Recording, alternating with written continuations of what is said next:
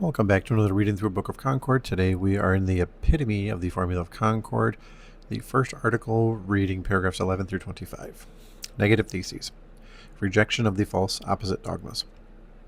Therefore, we reject and condemn the teaching that original sin is only a riatus or debt on account of what has been committed by another diverted to us without any corruption of our nature. Also, that evil lusts are not sin,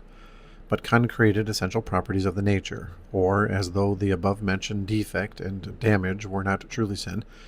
because of which man without Christ, not engrafted into Christ, would be a child of wrath. We likewise reject the Pelagian error, by which it is alleged that man's nature, even after the fall, is incorrupt, and especially with respect to spiritual things, has remained entirely good and pure in naturalibus, i.e., in its natural powers. Also, that original sin is only a slight, insignificant spot on the outside, dashed upon the nature, or a blemish that has been blown upon it, beneath which, nevertheless, the nature has retained its good powers, even in spiritual things. Also, that original sin is only an external impediment to the good spiritual powers, and not a despoliation or want of the same. As when a magnet is smeared with garlic juice, its natural power is not thereby removed, but only impeded, or that this stain can be easily wiped away like a spot from the face or pigment from the wall. Also, that in man the human nature and essence are not entirely corrupt, but that man still has something good in him, even in spiritual things, namely capacity, skill, aptness, or ability in spiritual things to begin to work, or to help working for something good. On the other hand, we also reject the false dogma of the Manichaeans, when it is taught that original sin, as something essential and self-subsisting, has been infused by Satan into the nature, and intermingled with it as poison and wine are mixed. Also, that not the natural man, but something else and extraneous to man, sins, on account of which not the nature, but only original sin in the nature is accused. We reject and condemn also as a Manichaean error the doctrine that original sin is properly and without any distinction the substance, nature, and essence itself of the corrupt man, so that a distinction between the corrupt nature as such after the fall and original sin should not even be conceived of, nor that they could be distinguished from one another even in thought. Now, this original sin is called by Dr. Luther nature sin, person sin, essential sin,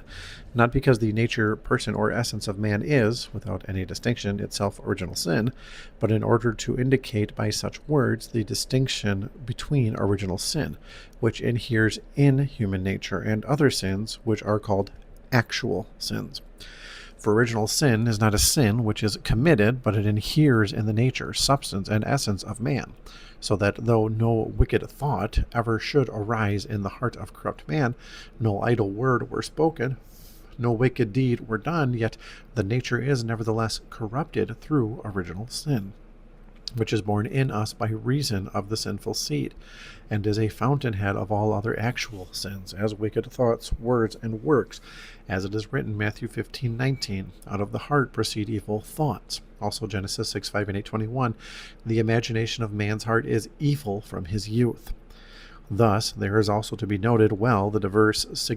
signification of the word nature, whereby the Manichaeans cover their error and lead astray many simple men. For sometimes it means the essence, the very substance of man, as when it is said God created human nature, but at other times it means the disposition and the vicious quality, disposition, condition, defect, or vice of a thing, which inheres in the nature or essence, as when it is said, the nature of the serpent is to bite, and the nature and disposition of man is to sin, and is sin. Here the word nature does not mean the substance of man, but something that inheres in the nature or substance. But as to the Latin terms substantia and accidens, because they are not words of Holy Scripture and besides unknown to the ordinary man, they should not be used in sermons before ordinary uninstructed people, but simple people should be spared them. But in the schools, among the learned, these words are rightly retained in disputations concerning original sin,